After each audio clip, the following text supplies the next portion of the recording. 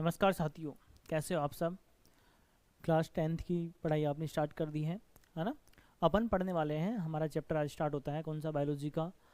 How do organism reproduce, कि एक नया ऑर्गेनिज्म जो है कैसे रिप्रोड्यूस होता है, कैसे जन्म लेता है ना। और ये बातें हमें कौन बताता है, साइंस बताती है, यस और नो। जैसे हमारा सिंपल सा टॉपिक आता है कि जन्म कैसे होता है ना। जन्म मतलब देखो, एक व्यक्ति, क्या एक व्यक्ति जो है कैसे बना है। जैसे आपकी घर में रोटी बनाती है, इसकी एक प्रोसेस होती है। आटा लगाओ, आटा पिसाओ, आटा लगाओ, बनाओ, बेलो रोटी, उसके बाद रोटी बनती है। ठीक वैसे उसकी प्रोसेस हमें पता है कि उसकी प्रोसेस क्या है, लेकिन इसकी प्रोसेस हमें पता नहीं है। अब इसका प्रोसेस हमें पता करने के लिए क्या करना पड़ेगा बेटा, इसकी प्रोसेस हमें पता करने के लिए इसको पढ़ना पड़ेगा कि चैप्टर में क्या कह रहा है कि एक इंसान कैसे बना। इंसान का मतलब एक इंसान कैसे जन्म लेता है, क्या क्या उसके पीछे प्रक्रियाएं हैं, क्या क्या रीजन है। देखो बेटा जैसा कि हमारा चैप्टर का नाम है हाउ डू ऑर्गेनिज्म रिप्रोड्यूस। एक ऑर्गेनिज्म का मतलब क्या होता है, जीव होता है। ये सुनो, what is the meaning of organism, जीव, लाइफ होती है। और रिप्रोड्यूस का मतलब होता है बनना। देखो मैंने आपको पहले ही बताया क्या कि पहले तो हमें ये पता होना चाहिए कि what is the difference between produce and reproduce, है ना। देखो ये पेन प्रोड्यूस हुआ है, ये सुनो, क्या मैं इस पेन का दूसरा पेन बना सकता हूँ इसी पेन से? नहीं बना पाऊंगा। और अगर मैं दूसरा पेन बनाऊंगा इससे तो ये इसको तोड़ना पड़ेगा। अरे ये सुनो, लेकिन रिप्रोड्यूस मतलब इंसान, इंसान अपनी कॉपीज बना सकता है अपने बच्चे के रूप में। क्या बच्चा पैदा होने के बाद माँ मर जाती है, क्या माँ खत्म हो जाती है, क्या अपनी बॉडी में से काट के छोड़ देती है बेटा, है ना। तो वो क्या होता है, रिप्रोडक्शन होता है। ये सुनो, तो what is the difference between production and reproduction पता चल गया।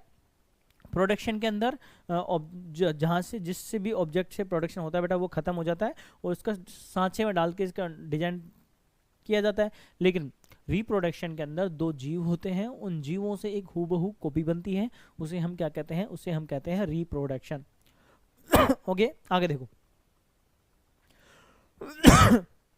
कह रहा है ये, do organisms create exact copies of themselves. क्या कह रहा है कि जो जीव होते हैं वो क्या एक दूसरे की एग्जैक्ट कॉपी बनाते हैं कि नहीं बनाते हैं? हाँ बिल्कुल बेटा, एग्जैक्ट कॉपी तो बनती है। क्या हम हमारे माता पिता की कॉपीज नहीं है क्या, है ना।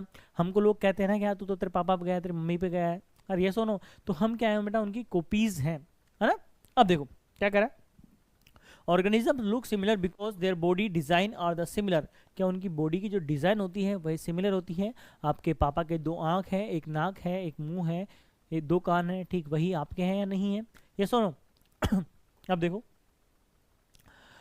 thus reproduction at its most basic level will involve making a copies of the blueprints। बेटा कॉपीज कैसे होती है, जैसे आपने ब्लूप्रिंट देखा है, क्या का ब्लूप्रिंट।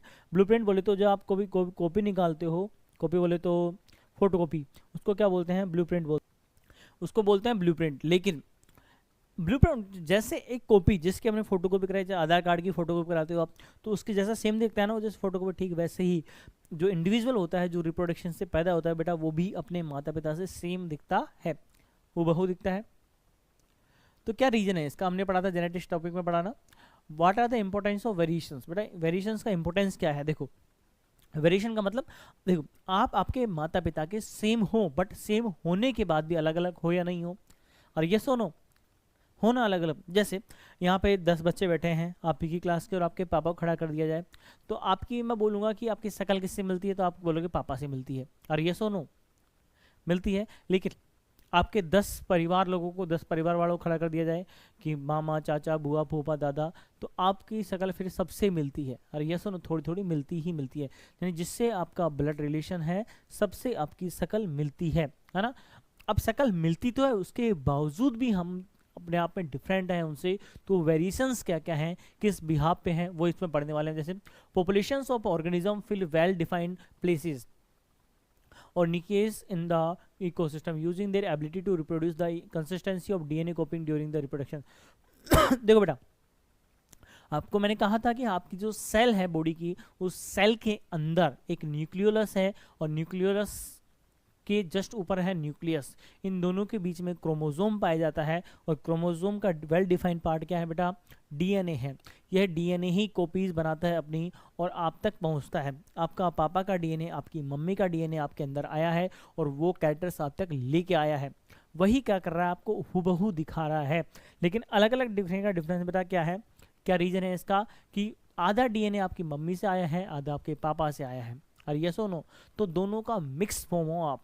आपके आधे कैरेक्टर्स आपके माता से मिलते हैं, आधे कैरेक्टर्स आपके पिता से मिलते हैं। ऐसा कोई किताब में लिखा हुआ नहीं है कहीं कि कोई कंपलसरी नहीं है कि आपके ये कैरेक्टर्स आपके पापा से आएंगे, मम्मी से आएंगे। बेटा ये सब क्या होते हैं? रैंडम होते हैं। यस और नो? देखो लिखा हुआ है, what is the importance of the DNA कॉपिंग in the reproduction. Reproduction के अंदर डीएनए कॉपीज का क्या इंपॉर्टेंट है बेटा? डीएनए कॉपीज मतलब देखो, एक डीएनए है वो अपनी कॉपी बनाता है। कॉपी बोले तो एक कैरेक्टर है, वो अपनी सेम कैरेक्टर की कॉपी बनाएगा, और कॉपी बनाने के बाद में क्योंकि देखो एक सेल की पर्टिकुलर एक लाइफ साइकिल होती है, उस टाइम के बाद वो सेल डिस्ट्रॉय हो जाती है, तो उस सेल नई सेल बनेगी तो नया डीएनए बनेगा। और डीएनए कॉपी को बोलते हैं रेप्लिकेशन। क्या बोलते हैं? रेप्लिकेशन। आप आगे पढ़ोगे जो बाय लेगा उसको। Modes of reproduction use by the single organism. कौन कौन से मोड्स हैं बेटा जो एक सिंगल ऑर्गेनिज्म रिप्रोडक्शन के लिए यूज में लेता है? जैसे देखो बेटा, ये एक्टिविटीज है फालतू की, छोड़ो, इनको बाद में करेंगे। देखो देखो मैं आपको जनरली बता दूं कि जो रिप्रोडक्शन होता है अपने आप में 2 टाइप का होता है। कितने टाइप का? 2 टाइप का होता है। पहला एसेक्सुअल रिप्रोडक्शन, दूसरा सेक्सुअल रिप्रोडक्शन। अब दोनों में डिफरेंस क्या है बेटा? देखो एसेक्सुअल रिप्रोडक्शन क्या होता है, जिसको बोर्ड पे लिखा हुआ पढ़ना है, मैंने इसके ऊपर पहले वीडियो डाल चुका हूँ। बोर्ड पे लिखा है, अपन एनसीईआरटी पढ़ रहे हैं भैया ना। देखो कि जो एसेक्सुअल रिप्रोडक्शन होता है इसमें सिंगल पेरेंट का इन्वॉल्वमेंट होता है, जबकि जो सेक्सुअल रिप्रोडक्शन होता है इसके अंदर 2 पेरेंट का रिक्वायरमेंट होता है, एक मेल और एक फीमेल। याद रहेगी मेरी बात। एसेक्सुअल रिप्रोडक्शन बेटा बहुत सारे टाइप का होता है, जैसे इसमें पहला आता है क्या? फ्यूजन। फ्यूजन बोले तो देखो आपके पास अमीबा दिख रहा है आपको? अमीबा एक ऑर्गेनिज्म है। इस ऑर्गेनिज्म के अंदर आपको दिख रहा होगा बेटा, थोड़ा गौर से देखो, दिख रहा है ना? ये एक अमीबा है, और इसके अंदर ये क्या है? न्यूक्लियस है। न्यूक्लियस देखो धीरे धीरे क्या हो रहा है, न्यूक्लियस को ऐसे कोई खींच रहा है ना रबड़ की तरह, 2 पार्ट में धीरे धीरे न्यूक्लियस 2 पार्ट में डिवाइड हो रहा है। देखो 2 पार्ट में डिवाइड हो चुका है, और लास्ट में जाके 2 अलग अलग न्यूक्लियस बन चुके हैं, और बाहर की मेम्ब्रेन भी अलग अलग बन चुकी है, और 2 अमीबा बन चुके हैं। यानी इसे क्या बोलते हैं? फ्यूजन। एक होता है बेटा फ्यूजन, FUSION, यानी मिक्स होना। एक होता है बेटा फ्यूजन। फ्यूजन बोले तो अलग होना, है ना? तो न्यूक्लियस अलग अलग पार्ट में बटा, और 2 अलग अलग अमीबा बन गए हैं। याद रहेगी मेरी बात। अगर एक से दो अमीबा बन रहे हैं बेटा, बाइनरी फ्यूजन। 1 से 2 मतलब बाई यानी 2 बनता है। लेकिन अगर 2 से ज़्यादा बन जाए किस केस में, किसी केसेस में, तो उसे क्या बोलते हैं बेटा? उसे बोलेंगे मल्टीपल फ्यूजन। क्या बोलेंगे? मल्टीपल यानी बहुत सारे। याद रहेगी मेरी बात। अगला आता है देखो, यही है क्या? हाँ, एक है बेटा क्या? बाइनरी फ्यूजन दिख रहा है आपको? बाइनरी फ्यूजन 2 पार्ट में डिवाइड हो गया। अगला है बेटा क्या? फ्रेगमेंटेशन। फ्रेगमेंटेशन का क्या होता है? इसका एग्जांपल है प्लेन एरिया। क्या है बेटा? Plain area. प्लेन एरिया बोले तो जैसे मेरे पास रिमोट है ना? ये सपोज करो ये प्लेन एरिया है, मैं इसके यहाँ से एक पार्ट कर दूँ, यहाँ से भी एक पार्ट कर दूँ, यहाँ से भी एक पार्ट करूँ, और ये 4 पार्ट में डिवाइडेड हो जाए, और चारों एक अलग अलग नए प्लेन एरिया में कन्वर्ट हो जाए बेटा, इसी को क्या बोलते हैं? इसको बोलते हैं फ्रेगमेंटेशन। फ्रेगमेंटेशन का मतलब होता है टुकड़ा। फ्रेगमेंट का मतलब क्या होता है? टुकड़ा। तो चारों टुकड़े एक अलग अलग क्या बना लेंगे बेटा? अलग अलग बना लेंगे इसका प्लेन एरिया। अब देखो, अब है बेटा क्या? रीजनरेशन। रीजनरेशन का मतलब क्या?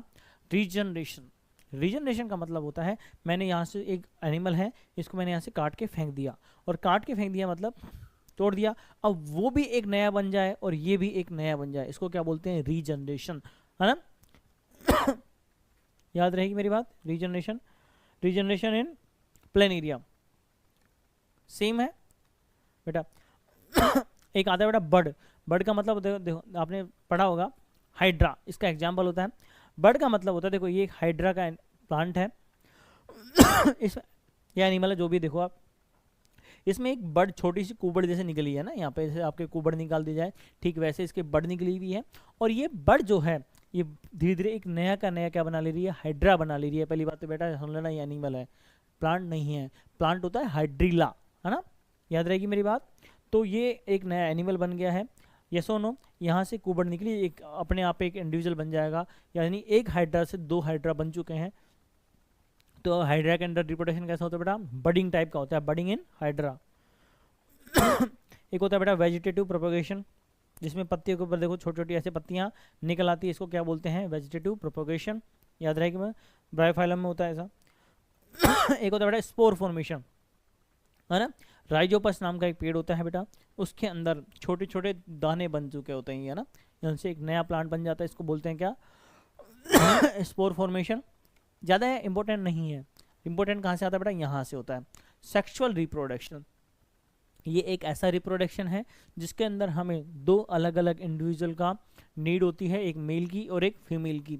मेल बोले तो बेटा मेल की फीमेल की नहीं, इनके मेल और फीमेल के गैमेट्स की, गैमेट्स होता है ना, मेल का गैमेट क्या होता है, स्पर्म, फीमेल का ओवम होता है। इन दोनों को फ्यूज कराने से एक नया जाइगोट बनता है और जाइगोट बाद में एक बेबी में कन्वर्ट होता है। अरे ये सुनो, तो वो ये चैप्टर है। मैं पहले बोल रहा हूँ बेटा sexual mode of the reproduction. देखो क्या है, अगर मैं बात करूँ बेटा किसी की प्लांट की, तो प्लांट को आप ढंग से देखोगे, ये आपका बहुत ही इंपॉर्टेंट क्या है, डायग्राम है ना, गौर से देखो। आप जो इसमें देख रहे हो ना, ये इधर से देखो बेटा, इधर से देखो, सॉरी, है ना, देखो ये आपको दिख रहा है यहाँ पे एंथर दिख रहा है ना, एंथर, ये ऐसा टाइप का गोल गोल गोल एंथर, यही है बेटा क्या, मेल पार्ट। यहाँ पे ही क्या बनेंगे, पोलन ग्रेन्स। जो गैमेट की बात करो बेटा किसमें, प्लांट्स के अंदर, तो प्लांट्स के अंदर मेल गैमेट होता है पोलन ग्रेन। क्या होता है, पोलन ग्रेन। ये खांचा देख रहे हो आपको, 2 बाइलोब्ड जैसा दिख रहा होगा, इसी के अंदर पोलन ग्रेन बनता है। क्या बनता है, पोलन ग्रेन बनता है। और ये जो इसको जो पकड़ के रखा हुआ डंडी है बेटा, इसको क्या बोलते हैं, इसको बोलते हैं फिलामेंट। क्या बोलेंगे, फिलामेंट। और ये जो पत्ती है इसकी, इसको बोलते हैं पेटल्स। जो नीचे ग्रीन ग्रीन पार्ट की ऐसे लटकी हुई होती है, उनको क्या बोलते हैं, सेपल। याद रहेगी मेरी बात। और इसके अंदर देखो बीचों बीच में एक ओवेरी जैसी गोल गोल ऐसे, जैसे आप देखो ना गुलदस्ता आपके घर में रखा होता है फूल रखने का, वैसा ही आपको दिखेगा, नीचे से मोटा ऊपर से पतला पाइप जैसा। तो इसका जो नीचे वाला पार्ट होता है ये होता है फीमेल रिप्रोडक्टिव पार्ट, है ना। और इसकी यहाँ से ट्यूब लाइक स्ट्रक्चर होती है और यहाँ पे स्टिग्मा होता है। स्टिग्मा बोले तो स्टिकी होता है, चिपचिपा।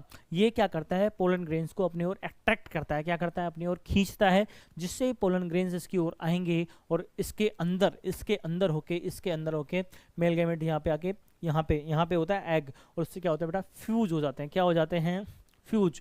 और पोलन ग्रेन किसमें कन्वर्ट हो जाता है बेटा, सीड में, है ना। और ये पूरी की पूरी ओवरी किसमें कन्वर्ट हो जाती है बेटा, फ्रूट के अंदर कन्वर्ट हो जाती है। बन गया नया प्लान, ओके, क्लियर है बेटा। अभी मैं नॉर्मल पढ़ा रहा हूँ बेटा, सब कुछ अपन डिटेल में पढ़ेंगे, डिटेल में चैप्टर को। ऐसा नहीं कि सर ने पढ़ाया चैप्टर ऐसे खत्म कर देंगे, चैप्टर हम पूरा डिटेल में पढ़ेंगे। मैं चाहता हूँ कि ज़्यादा से ज़्यादा बच्चे हमारे साथ जुड़ जाएं, है ना। ये सिर्फ मैं तरीका बता रहा हूँ, बाकी हम एक एक लाइन को बोर्ड पे, अभी तो बुक पढ़ा रहा हूँ मैं आपको, बोर्ड पे बिना बुक के हमको नीड ही नहीं पढ़ने वाली है ना। मैंने और भी क्लासेस डाली हुई हैं, आप चेक कर सकते हो पीछे जाके। जैसा उनको पढ़ा है वैसा इनको पढ़ेंगे, है ना, थोड़ा सा, क्योंकि नए नए बैच स्टार्ट हुआ है, बच्चे अभी आने नहीं लगे हैं, इस वजह से बात कर रहा हूँ मैं। रिप्रोडक्शन इन ह्यूमन बींग्स, है ना। ह्यूमन बींग्स अपने प्लांट्स के अंदर देख लिया बेटा, ह्यूमन बींग की बात करते हैं ना। देखो कुछ दिखा रहा है क्या, देखो ये है मेल रिप्रोडक्टिव पार्ट। क्या है बेटा, ये है मेल रिप्रोडक्टिव पार्ट। ये होता है नीचे टेस्टिस, ये होता है main male reproductive part, primary sex organ of male, है ना। है ना, यहाँ पे बेटा 2 टेस्टिस होते हैं और टेस्टिस के अंदर ही स्पर्म का फॉर्मेशन होता है ना। और ये देखो, ये दिख रहा है बेटा वास्ट डिफरेंसिया, ये एक ट्यूब होती है, यहाँ से स्पर्म एंट्री करता है, एंट्री बाहर निकलता है, और यहाँ से ये पेनिस देख रहे हो आप, पेनिस से ही बाहर निकलता है। ये सोनो, ये बेटा ये जो टेस्टिस होता है ना, इनको बॉडी से थोड़ा टेम्परेचर कम चाहिए होता है स्पर्म का प्रोडक्शन करने के लिए। ये सोनो, यहाँ पे इनको बॉडी से टेम्परेचर कम चाहिए होता है, और जैसे ही टेम्परेचर इनको ज़्यादा मिलता है, बराबर मिलता है, तो स्पर्म बाहर आ जाते हैं। ये सोनो, तो यहाँ पे स्पर्म का फॉर्मेशन होता है, और यहाँ ये पेनिस है बेटा। अब देखो मैं आपको एक बात बता देता हूँ कि मेल के अंदर यूरिन का और स्पर्म का बाहर आने का पाथ सेम होता है, जबकि फीमेल में दोनों का अलग अलग पाथ पाया जाता है। यस और नो, है ना। तो मेल के अंदर सेम होता है, इसीलिए बेटा स्पर्म के बाहर आने से पहले पेनिस के अंदर से एक चिपचिपा पदार्थ निकलता है ना, जो एसिडिक होता है बेटा।